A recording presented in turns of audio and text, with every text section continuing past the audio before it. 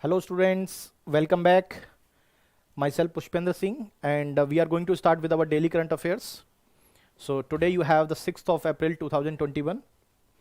Alright, and we are going to start with our current affairs. These current affairs are basically very useful for the students who are preparing for the civil services examination conducted by the UPSC. Okay, you can subscribe our channel on the YouTube. Okay, where you will get the daily current affairs related lectures. Okay, so you can supplement your preparation with the help of these lectures, and for that purpose you must read the Hindu, which is a leading national newspaper, or you can read the Indian Express. Both of these newspapers are equally good. You can refer any of these newspapers. Apart from that, you can refer our channel on the YouTube also. You can subscribe it, and where you will get the daily current affairs also. Alright, so let's begin with the lecture. The first is INS Viraat. Okay, so INS Viraat is basically, a aircraft carrier. Aircraft carrier is something, a carrier which is basically can carry the aircraft with them. So it is basically useful during the war, because during the naval operations or during the ocean operations, right, if you have the aircraft on the carrier, it will be very useful for the purpose of the strategic attacks.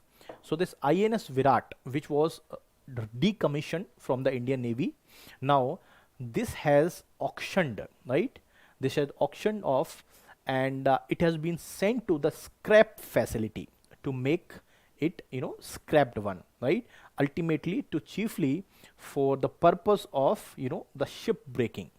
So already 40% of its body have been broken down, right, at at a shipbroker facility. Now it has become a private body since it have been decommissioned from the decommissioned as a aircraft carrier. Okay, now what happens is a petition was filed to make this aircraft carrier into a maritime museum cum adventure center, because it is a aircraft carrier, and it has completed, right, the 67 years of the iconic warship, which is completed the significant amount of service with the Indian Navy. So why to dismantle it rather than to create it a maritime museum cum adventure center, right? So the Supreme Court informed that it has already broken down 40% of its body. Okay, and we have the option to convert it into the maritime museum cum adventure center. So first of all, on February 10th, the Supreme Court of India has ordered a stay on the process of dismantling the ship, which was already almost 40% of the ship was basically dismantled. The Supreme Court of India has ordered to stay on the dismantling of the ship on February 10th. Okay, this carrier was ultimately brought by the Gujarat based Shriram Group, which is basically a ship breaking firm, or which is basically a ship breaker, right, which is basically currently breaking this ship or dismantling this ship, but it was ultimately stayed by the Honorable Supreme Court. Now the 67-year-old iconic warship, which was has been towed to the breaking yard for the purpose of the dismantling it after the 3 decades of the service in the Indian Navy or with the Navy, right? So he has completed the 3 decades of the service. Now let's understand more about INS Viraat. So INS Viraat is basically the Chanchur class aircraft carrier of Indian Navy, right, which can carry the aircraft, and now it has a flagship of the Indian Navy before the INS Vikramaditya, which was also the aircraft carrier which was commissioned in 2013, sorry. Now regarding this, a brief historical background about INS Viraat. So INS Viraat was basically with the Royal Navy, right? It was basically with the UK Navy, right? So the ship was completed and commissioned in 1959 as a Royal Navy's HMS Hum. It was named as HMS Hums. It was basically with the Royal Navy, and the Royal Navy was basically decommissioned it in 1984. So it completed almost significant amount of service with the Royal Navy, and later this INS or with this HMS Holmes, which was sold to India in 1987, and after that it was renamed as INS Viraat. So it was the aircraft carrier which was HMS Holmes, which was sold to India in 1987, and now it is known as INS Viraat. The INS Viraat was commissioned in Indian Navy in 1987, and it served till 2016, when ultimately it was decommissioned from the Indian Navy. Alright, so you can see here, it is basically the INS Viraat, which is the aircraft carrier. Okay, next, the Chenav Bridge. Okay, so the Chenav Bridge is basically, completed. So it is basically an arc closure of the Chenav Bridge, okay, which have completed. It is the world highest railway bridge in the Jammu and Kashmir, and it is built by the Indian Railway. The Prime Minister Narendra Modi have lauded the completion of this arch bridge of the Chenav River, right? So regarding technical specification of the Chenav Bridge, it has the length of around 1315 meters. That means it is around 1.3 kilometers long, right? It has around 17 spans like that. For example, if this is a bridge, it has these spans. So I was talking about these spans. So it has 17 such spans, and it is basically the arch bridge. Arch bridge means it will be look like something this. So it will be looks like this type of bridge. So it is a arched bridge, okay, and which is across the Chenav River, right? And if you see the span of the main arch, that is around 467 meter, which is actually the main arch, right? Okay, this bridge, which is being set up as a Chenav Bridge, is a part of ambitious 2,272 kilometer long the rail link, which was an ambitious project of the Indian Railway. Now it has been constructed by the Northern Railway at the estimated cost of 28,000 crore rupees. Okay, and this bridge have special technical specifications. It has been made in such a way that it can withstand the earthquake with a magnitude up to 8. So it can withstand with a magnitude of 8, and it also withstand the high intensity blast if conducted by the terrorist in the Jammu and Kashmir. This bridge or Chenav Bridge have the 14-meter dual carriageway. Okay, it will have the 1.2 meter wide central verge. I will show you the picture. Okay, and that is basically designed in such a way that it can have or it can design the speed of around 100 kilometers per hour with a lifespan of 120 years. So it can withstand the vehicles which can move up to 100 kilometers per hour, right? And it has the lifespan of around 120 years. So this is basically the arch bridge, which is basically made, okay, across the Chenav River. Okay, let's move. So next is the Tribunals Reforms, Rationalization and the Conditions of the Service Ordinance 2021.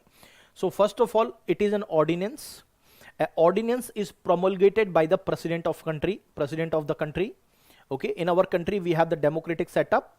So President Mr. Ramnath Kovind have promulgated this ordinance, right? This ordinance is basically in the form of temporary law, right, which have to be substituted either with the help of the bill which is being passed in the parliament, or it has to be replaced with another ordinance. So it has certain life, only certain life, and within which that either this ordinance should be replaced by the bill or it should be replaced by another ordinance. Otherwise this ordinance do not last long. It has the fixed set of life. So this ordinance which says that Tribunal Reforms, Rationalization and the Conditions of the Service Ordinance 2021. Now through this ordinance, what government of India is trying to have, see, in our in our democratic setup, what we have set up different type of the appellate bodies. These appellate bodies basically listen right, the appeals from the lower authorities. Okay, and the government of India has also set up the different tribunals. These tribunals are basically the quasi judicial bodies. These are quasi judicial bodies which basically listen different types of, the basically, items which are basically related to the particular department, right? I will show you different type of tribunals. Now these tribunals have set up at the lower level. Then after that you have the appellate tribunals also. These appellate tribunals, right, would basically listen to the basically the orders which was given by, by the basically these tribunals. Now what happens is these appellate authorities which are currently functioning, right, under different acts. Now through this ordinance, what government of India is trying to do, right, now they have trying to make that the appellate authority which are working under 9 acts have been done away with. So that means there will be no appellate authorities, and directly there will be direct appeal under the statute which will be directly conferred to the High Court, right? That means in the after tribunals, if tribunal gave certain award, right, that award will be directly appealable to the High Court. It should not be moving to the appellate authority. That means a intermediate body have now been removed, have now been done away with, right? It is been done with the purpose of the reduction of the time which is being taken during, during adjudication of particular dispute. So under section 184 of the Finance Act 2017 has amended to empower the central government. Now the central government is empowered to make the rules, right, for the qualifications, for the appointments, for the terms of office, for the salaries, for the allowances, for the resignations, for the removal, as well as other terms and conditions of the service of the members of tribunal. Now the central government is empowered now for this, for this purpose under the Finance Act 2017. This section have now also been amended. Okay, now as I told you that the ordinance have omitted the following tribunals or appellate authorities, right? These appellate authorities directly removed. Now whatever with the adjudication directly lies with the High Court. Okay, so here the first appellate is Airport Appellate Tribunal that listen, right, the appeals from the tribunal, right? So this tribunal have now been removed. This tribunal was set up under Airport Authority of India Act 1994. Second is Appellate Board established under the Trademarks Act 1999. It has also been done away with. Then the Authority for Advance Ruling, this has set up under Income Tax Act 1961. This has also done away with, or that means it has also removed. Then the Film Certification Appellate Tribunal established under Cinematograph Act 1952. It has also been, omits from the purview of Finance Act, right? And it substitute the National Consumer Dispute Redressal Commission, which was established under Consumer Protection Act. Now this National Consumer Dispute Redressal Commission have now been replaced with the National Consumer Dispute Redressal Commission, right, under the Consumer Protection Act 2019, which was basically replaced this consumer erstwhile the Consumer Protection Act 1986. Okay, next, the Central Bureau of Investigation. The Central Bureau of Investigation is the central investigation agency. It is the main central investigation agency. Now what is happening is that there is a full-time director of the Central Bureau of Investigation. Now this body is in the news because the central government has set up an interim director, an interim CBI director. Okay, now what happens is a petition was filed in the Supreme Court, right? This petitioner says that appointing of this interim director is a directly infringement of the powers or the independence of the body of the Central Bureau of Investigation. The executive should not be concerned about the appointment of this interim director, rather than the director should be appointed, right, for a fixed term, that too by a collegium, that too by a group of person which are there in the collegium, including the Prime Minister of this country, right? So only the collegium has the power to decide who to be appointed as the the director of the CBI, and alone if the government is appointing this interim director as a director of the CBI, it is basically against the separation of the power. So that is what is there. So recently the central government has appointed the interim CBI director, Mr. Praveen Sinha, and a petition was filed to remove Mr. Praveen Sinha from the interim CBI director, as it is flouting the norms of appointment of this director of the CBI. Okay. The Supreme Court told the government that the interim appointment that the central government is doing, it should not go. That means it cannot go on, right? It should be stopped, right? The remark came when basically a petition was filed in the Supreme Court by a common cause, right, which is a NGO which has been represented by the Prashant Bhushan, objecting the appointment of the interim director by the central government, right, on the retirement of the Rishi Kumar Shukla, who was the director of the CBI on February 2nd. Okay, and this petition says that the government has failed to appoint a regular director, right, which should be appointed, and this regular director should be chosen, right, with the help of this high power selection committee. This high power selection committee comprises 3 members. The first is Prime Minister, the second is Chief Justice of India, and the third is Leader of Opposition. Only this high power selection committee will have the power of the deciding, right, of the director of the CBI, and that person should only be appointed as a director or as a regular director of CBI. The NGO Common Cause have argued that the interim appointment, right, through the executive order, because this is what the interim director of the CBI was appointed by executive order.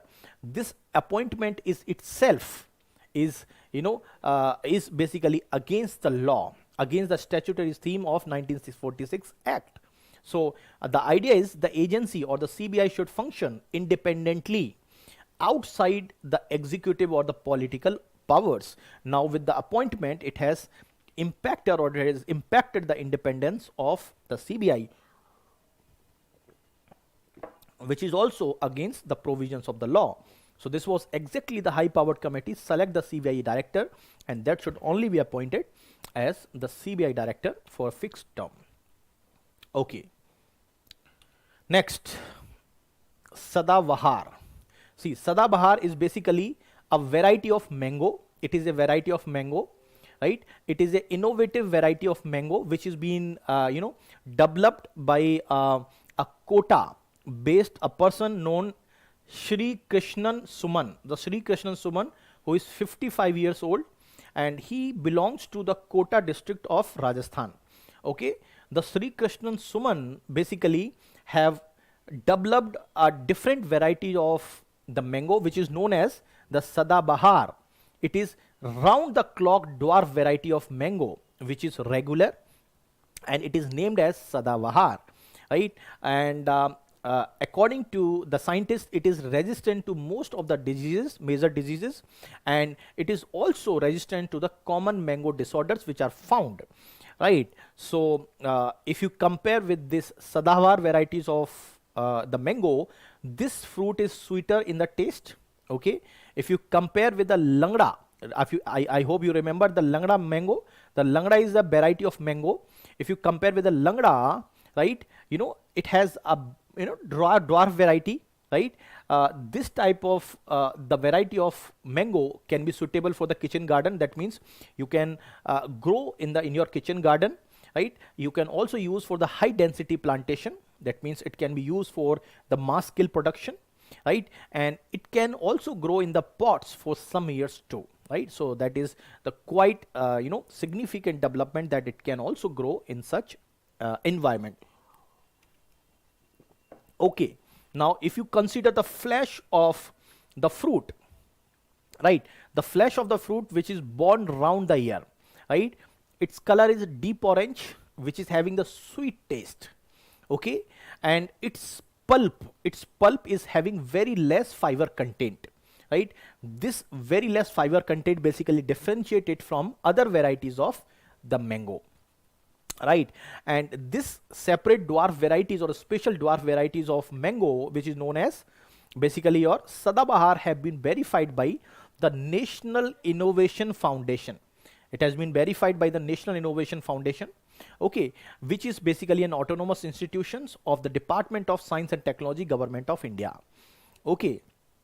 Now, National Innovation Foundation have facilitated the plantation of Sadavahar mango in different type of areas, specifically in the Mughal garden at the Rashtrapati Bhavan in New Delhi for the purpose of its plantation. Okay, so he is the person who have discovered a mango. So he is the person from Kota, Rajasthan, who have discovered this Sadavahar mango. Okay, next, the integrated health information platform. So first of all, this integrated health information platform is a next generation, right, a disease surveillance platform, right. So with this integrated health information platform, the India has become the first country to adopt this advanced disease surveillance system. So it is a disease surveillance system, right. So Union Minister Harshvardhan have launched this integrated health information platform, which is the disease surveillance system. It is a disease surveillance system. Now, this integrated health information platform is a next generation disease surveillance system, right, and it is a refined version of the currently what we are using is integrated disease surveillance program. Now it is the refined version, it is the advanced version of integrated disease surveillance program, and India become the first country to adopt this advanced disease surveillance system in the country, right. For example, this new version of integrated health, this new version of integrated health information platform, which is basically having the advanced features, right. For example, it will be housing the data entry and the management for India's disease surveillance program, right.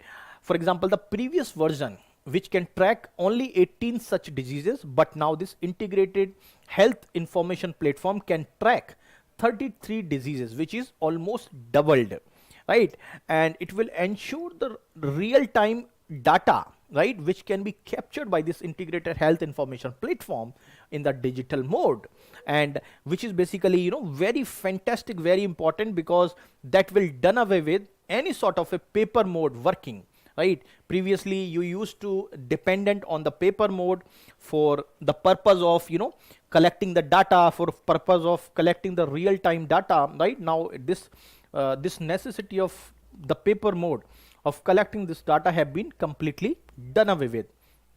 Okay, and this integrated health information platform considered the world biggest online disease surveillance platform. It is the world biggest online disease surveillance platform, and it is been synced with the National Digital Health Mission, which is also very important, that the Union Health Ministry is bringing that type of advanced disease surveillance management system to track 33 disease disorders, right, across the country, and that is to India become the first country in the world to integrate in this health management cadre the one of the most advanced disease surveillance system in the world. Okay, next you have the CHEF technology. Okay, so CHEF technology is, first of all, you must understand the CHEF technology is basically to safeguard the naval ships that basically run over the water or in the water. So what happens is, these naval ships are basically in the danger because of enemy missiles, because of some sort of a attack.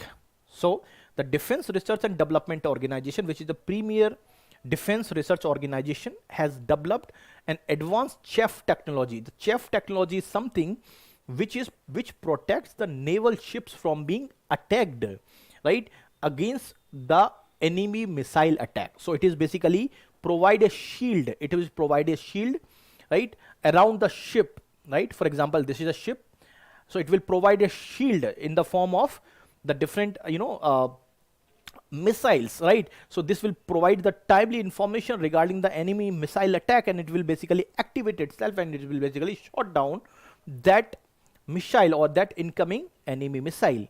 So this chef technology have been developed by Defense Laboratory, which is located in Jodhpur, right? This Defense Laboratory Jodhpur is basically a premier defense research development organization laboratory. Now, this chef technology have been indigenously developed, right?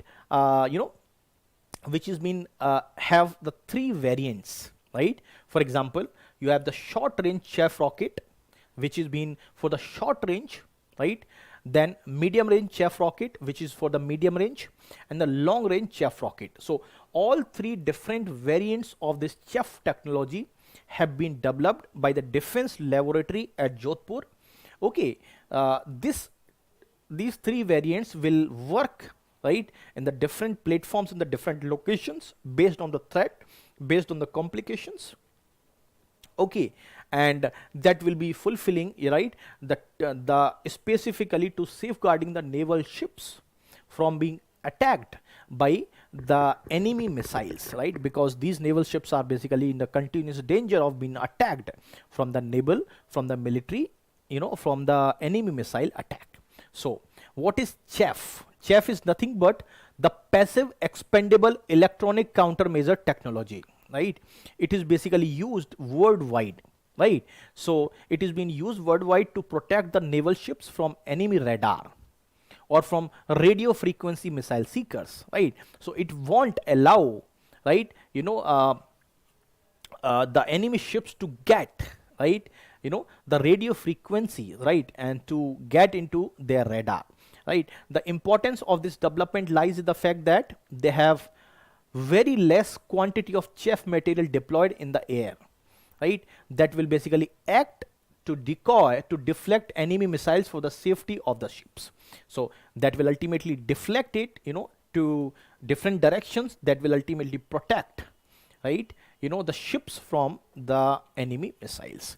So these are basically the, the technology which have been developed by the Defense Laboratory in Jodhpur. Okay, so it is the short range chef technology, it is the long range, and it is medium range chef technology, which have been developed by, by the Defense Research and Development Organization laboratory, and it is being developed indigenously. Okay, next is the LAPEROS. See, LAPEROS is basically a multilateral maritime exercise. Okay, it has been led by the French Navy.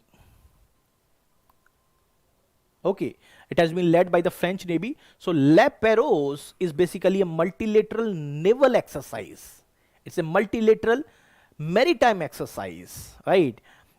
Now, multilateral, it has the different countries will be participating. For example, apart from the French Navy, the Royal Australian Navy will be participating, the Japanese maritime forces will be participating, the United States Navy will be participating, and obviously the Indian Navy will be participating.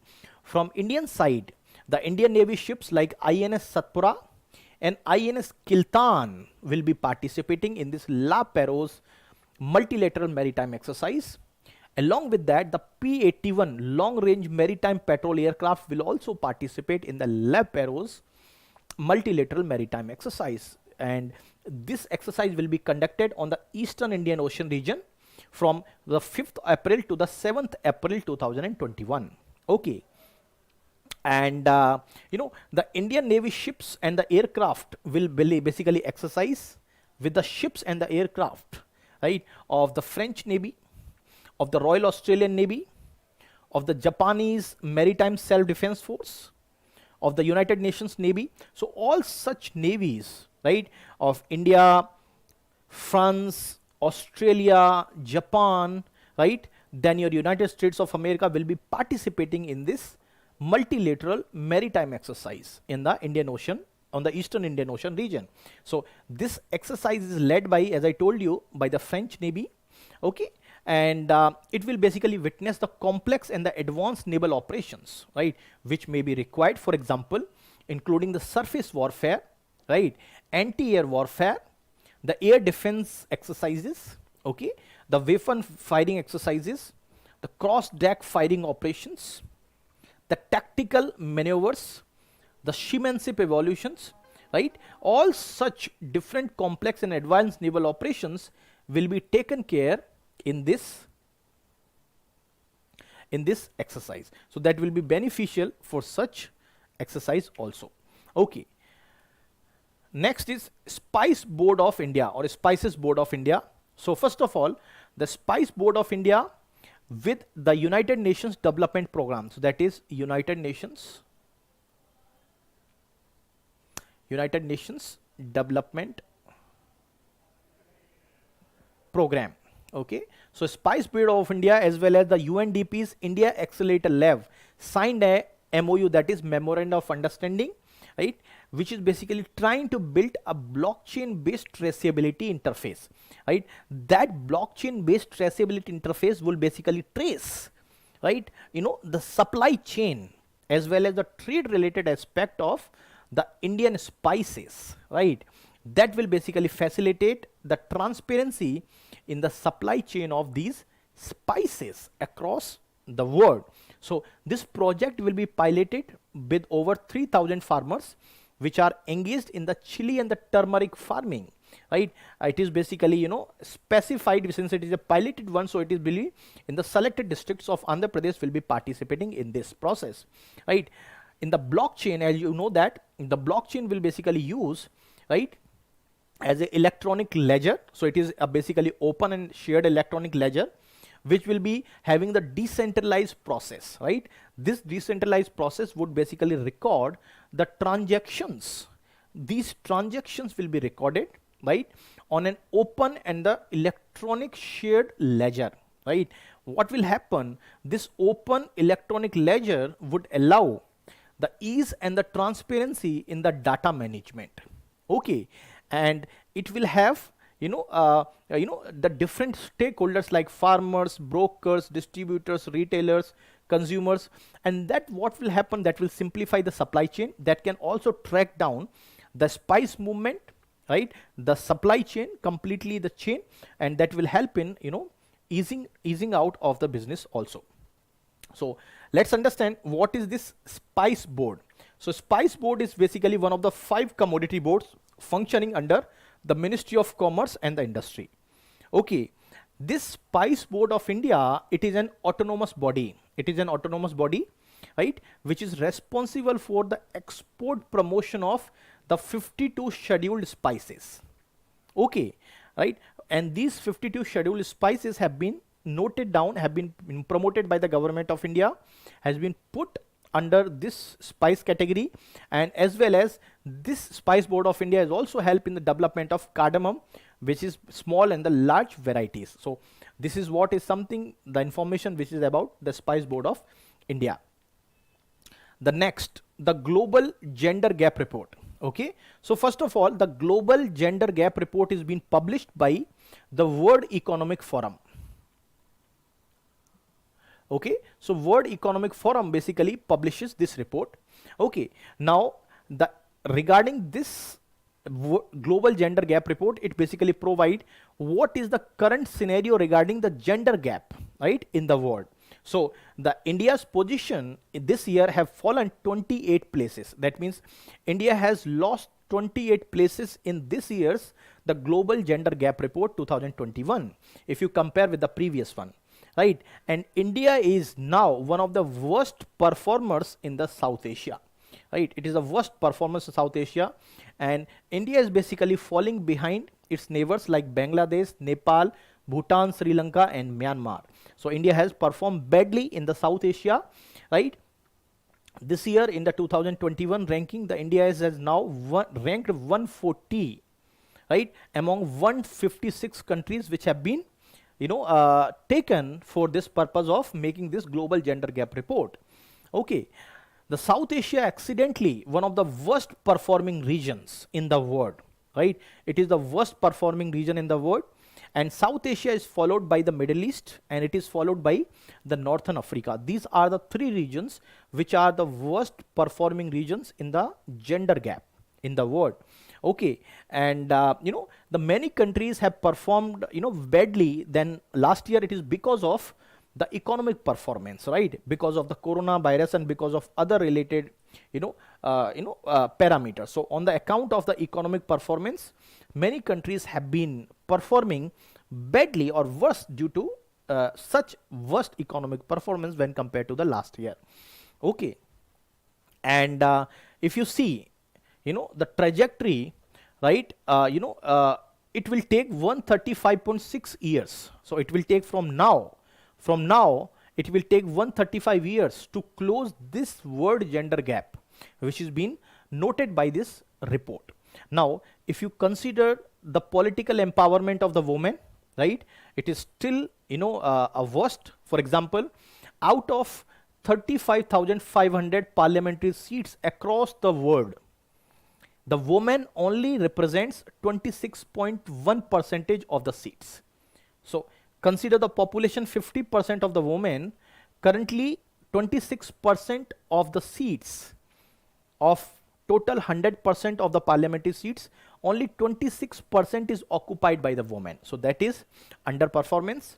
And second, if you consider the women ministers, only 22.6%, right, have the women ministers across the world. That is around 3,400 ministers. Only 22.6% are basically, are the women which are basically represented as a ministers, right? So that is something you must understand. And in 81 countries, the report says that there have been never a woman head of the state, right? So in the 81 countries, these countries never had a woman head of the state. Head of the state means just like a president of our country, right? President of our country. So 81 countries never had the woman head of the state. All right. So this is basically, the top performers. So this bracket shows that if there is any changes in the last year position. So you can see here, the Iceland basically topped. So it is the first position. Its ranking from the last year remains same. So that means it did not change its ranking. So it has currently, out of 1, it has cumulatively 0.892 the score in the world global gender gap.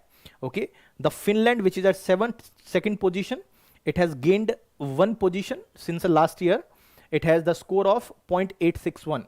The Norway, which is the third country or third in the ranking, it has lost 1 space. That means the Norway was in the second